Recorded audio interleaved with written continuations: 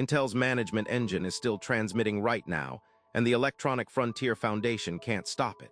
It runs inside your processor on its own separate chip, with its own operating system, with direct memory access to everything you do. Congress was briefed. The F objected formally. Intel changed nothing. Today I'm showing you the architecture documents that prove this system was never designed to be turned off. Intel's management engine has been embedded in every Intel CPU since 2008. Officially, it's a platform management tool. It lets corporate IT departments access a machine remotely, even when the machine is powered down. That's the pitch. It boots before your BIOS loads. It initializes before your operating system touches a single memory address. By the time you see your login screen, the ME has already been running for several seconds. Intel calls it a security feature. In enterprise environments, it's marketed as remote administration.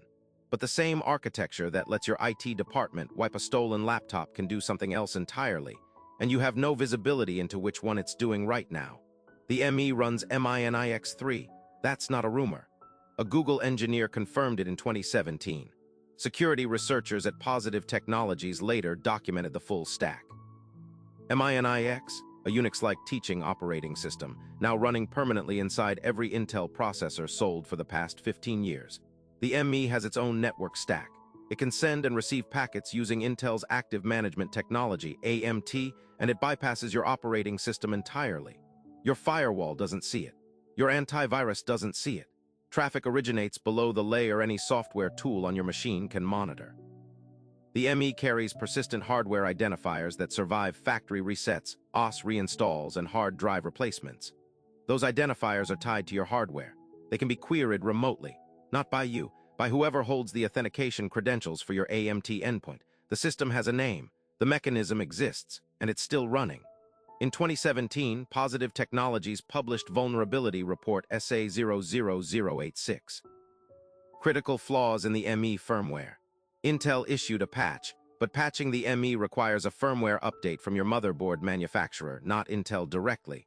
Most consumer board makers never issued that update. Most consumer machines are still running the vulnerable version. The F formally demanded Intel provide a complete disable switch. They published a white paper. They got press coverage. Intel responded by surfacing a feature called HAP mode, High Assurance Platform Mode, originally developed at the NSA's request.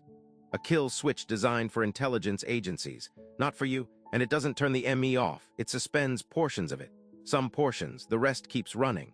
Here is what makes this impossible to stop from the outside. The ME is signed firmware. You cannot modify it. You cannot replace it. If you flash unauthorized code onto the ME region of your SPI chip, the machine refuses to boot. Intel signs every ME image with a cryptographic key that is not public. No researcher, no regulator, no court order has ever produced that key. The team at Positive Technologies reverse-engineered the ME firmware, but they cannot alter it. They can only read what's there. And what they found was a capability Intel disclosed in a footnote. One footnote in a platform specification document buried in power management language. The ME can remain active in S5 power state. S5 is the state where your machine appears to be completely off. Fan stopped, screen dark, power light off. The ME is still running if your machine is plugged into the wall. That's the open loop from the beginning of this video. The system that should have a hard-off switch doesn't have one.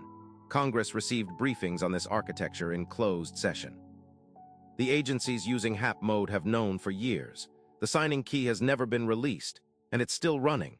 Your machine right now, if it's Intel hardware made after 2008, contains a second operating system you cannot read, cannot audit, and cannot stop. The ME has network access, memory access, a permanent hardware identifier.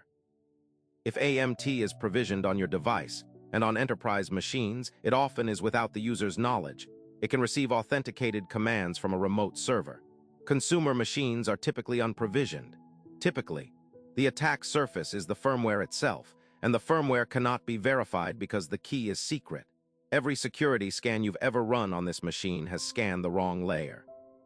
Your encryption, your VPN, your operating system, all of it sits on top of something you've never been able to inspect. The one body with technical authority to require verification, the National Institute of Standards and Technology, has never mandated ME auditing for consumer hardware certification. Not once. So who benefits from a processor core that can't be verified, can't be fully disabled? and was partially architected at the NSA's request. Intel says it's for enterprise management. The NSA says nothing. The F filed and lost. The researchers got a footnote and a partial reverse engineering. Every new Intel chip ships with the next version of the same architecture. The only question left is a simple one: who holds the authentication credentials for yours?